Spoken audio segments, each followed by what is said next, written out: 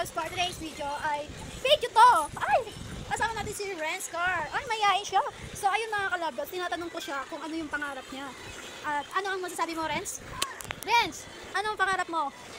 Ha? Ano pangarap mo? Ha? Sabi mo sa kanila, Bili. Maging jeep. Ano? Pangarap niya pa maging jeep. Anong jeep? Magiging sasakyan ka? Oo. Ha? Ano? Idol mo si Papa? Ha? Oo. Magiging jeep daw siya pa. Magiging jeep. Ida-drive mo daw yung jeep. Siya daw yung magiging jeep. Ikaw po yung driver.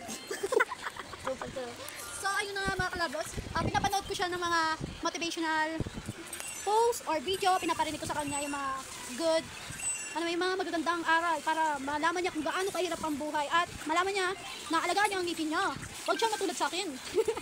Sabi ko sa kanya, mag-toothbrush siya palagi para mawala yung sira ng ngipin. Bata pa lang dapat kausapin natin sila para alam natin kung paano natin sila itrato. Ay, itrato ba? Kung paano natin siya i-handle kasi nga, di natin alam yung mga nasa isip ng mga bata. Pero patanda na yan. Patanda ng patanda. Ilang taon ka na nga? 50. Ha? 50. 50 years old na siya. So matanda nga talaga siya. Ano nga yung totoo? 12 years old na daw siya. So ayun na mga kaladbots, grade 7 siya ngayon. At tinutulungan ko siya sa mga activity niya. Sabi ko sa kanya, mag-aral siyang mabuti dahil pag nag-OJT na ako at wala na ako dito sa bahay, siya na lang ang mag-isang mag-asikaso kanya, hindi ko na i-handay mag-uniform niya at kakain siya mag-isa, yun, bibili na lang siya at matuto siya magising ng siya lang ang magigising, kunyari alas 4, gigising na talaga siya. Ayun, dapat matuto ka nang magising ng alas 4 mag-isa, hindi ka magigisingin pa, araw-araw ka nang magigising ng maaga, ha? So ayan, panay cellphone siya, kunyari hindi siya nakikinig, pero rinding na yan sa bunganga ko, armalike kong bunganga ko eh, kaya alam niyo na, ang bunganga ng isang kanila ay walang katapusan.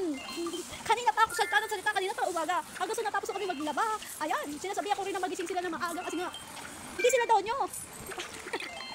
So ayun na mga kalalots, tatanungin uli natin siya kung ano ba ang kanyang pangarap paglaki niya. Kasi ako, nung bata ko, halo-halo yung mga pangarap ko nung bata. Iba-iba kasi mga pangarap ko eh. Habang tumatanda, ibang-iba na talaga. Iba-iba yung mga pangarap na gusto ko paglaki ko. Kasi nga, nakaranas tayo ng sobrang hirap. Hindi ganito yung katulad na ngayon na medyo okay na yung buhay namin. Kasi maayos na siya tingnan. Tsaka nakakabigyan na tayo ng mga gusto-gusto natin. Kahit maliit na bagay man yung mga gusto natin na nakakaya na rin natin. Pero minsan lang, yung sapat lang ngayon.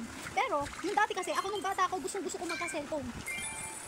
Diba? Meron na akong, pero binili ako ng sabi ni Papa, ni Mama. Pero nasisira ko palagi. So maaga tayo nahihirapan sa buhay-buhay. Kasi nung bata pa lang ako, inaalagaan ko na yan. Maliit pa lang yan. Sinama ko yan sa school. Kasi nga wala magbabatay sa kanya. Ewan ko kung ilang taon na to. Nung pinunta ko siya sa school, grade 7 pa lang ako, inaalagaan ko na to. Nag-tantrums pa naman sa kalsada. Ayan, ano ba yung tantrums? Alam mo yun? Ang tantrums ay nagwawala-wala. Hindi mo alam kung ano ba nangyayari sa batang yan. So ayun, yung pamasahe dapat namin, binili ko na lang ng ice cream para manahimik lang siya. Pero buti na lang, hindi kami may mabuting tao na nagpasakay sa amin ng tricycle at libre na daw. So grabe ang blessing na binigay sa atin ni Lord nung time na yun dahil sobrang bata ko pa noon. Ganyan lang ako edad ganyan, kaedad niya, grade 7 siya eh. So ako, sa sa Meralco, doon kami sa Arco, nagwawala siya doon. So buti na lang, pinasakay kami nung tricycle daw. Kaya kung sino ka ng driver nung time na yun, sobrang napakabait niya talaga. Hulo ko na lang that time. Kasi hindi ko talaga yung makakalimutan. Kasi may practice kami nung time na yun, grade 7 daw. Tapos kasama ko siya. So ayun, nakita ng mga kaklase ko yun. Sabi na pakasig naman. Siyempre sila ba ako? So ayun na mga kalablos, mongolid kasi siya dati, iyak lang ng iyak, hindi niya alam kung ano ba nangyayari sa kanya. Sobrang taba niya rin nung time na yun, baboy, tapos ang tako-tako niya, binibilan ko pa yan ng ice cream. Tapos nung dati, alam niyo ba mga kalablos, meron pa kami yung bike, pambata yun yung ditulak, ikot-ikot kami yan sa hanggang sa natulog na siya. Ang taba-taba niya dati. Tapos nagugulot kami, padadaan namin, panaypisin ang mga kapitbahay sa amin, pati yung mga gala-gala kami. Tapos kapataba niya talaga. Nagulat pa kami dati. Nawala siya eh. Nung pala inuwi sa bahay. Ang taba-taba niya kasi dati ngayon, mukha na siyang tuko. Mukhang tuko na siya Ayan diba? So ayun lang mga kalabdots for today's video. Pero bago ang lahat, hindi pa natin natatanong yung pangarap na itong batang to. Kailangan natin malaman kung ano ba talaga ang pangarap niya para matagandaan natin in the future, diba? Para malaman niya din kung paano ba pumunta sa right place. Ang dami na, future niya. Kumbaga ako lang mag-guide sa kanya, syempre. Tayo yung ate at siya yung dreamer. As a ate, kailangan natin tulungan kung paano niya ba tutuparin ang kanyang pangarap. Diba? So ano na nga, tatanungin na natin siya. Anong pangarap ni Renz, Carl? Yun. So ayun, okay lang na hindi niya alam. At least, naging totoo siya sa sarili niya na hindi niya pa talaga alam kung ano ba talaga ang gusto gusto niya mangyari sa buhay niya. Siyempre, hindi naman tayo pare-parehas ng pag-grow sa tao. So, iba-iba tayo ng pag-iisip kung paano ba tayo mag-mature agad. Depende sa sa tao, di ba? So, kailangan tulungan natin siya at tanungin natin kung gusto niya ba to. Pero kapag hindi kasi natin alam or ng kapatid ko hindi niya alam kung ano ba talaga gusto niya mangyari sa future niya, i-try natin lahat. Kumbaga gas, sa course na gas, any course, try niya, try and try, hanggang sa nakitaan mo na siya ng potential dito sa isang course na to, grab niya, kung masaya siya sa paggagawa ng ganung bagay, i-grab niya na yon, diba? So, i-try lang natin, bata pa naman, so, tayo magbumold, sa kapatid ko, or kung sino ka man, na hindi mo pa alam yung pangarap mo ngayon, so, imomold natin siya, parang pulburon, ginawang pulburon ng tao, so, ayun, i-ano natin siya, i-shape, kung ano ba talaga ang gusto niya, ano siya, bilog,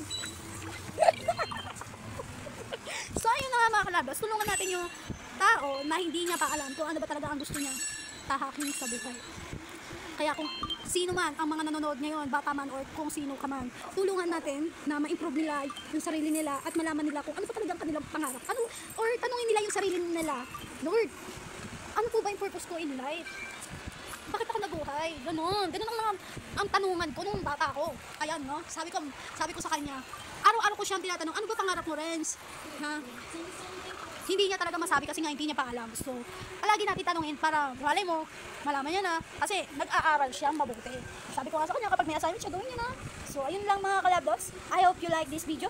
And kung sino ka man, i-like mo na or i-share and comment kung ano ba ang naging experience mo nung bata ka. Kung bakit mo ba naging pangarap yung pangarap mo ngayon. Comment down below. So, and also, subscribe nyo na din ang aking YouTube channels. So, ayun lang mga kalabdogs. I hope you learned something new today when you watch this video. Click the notification bell para updated ka palagi sa aking video. Yun lang. Bye-bye!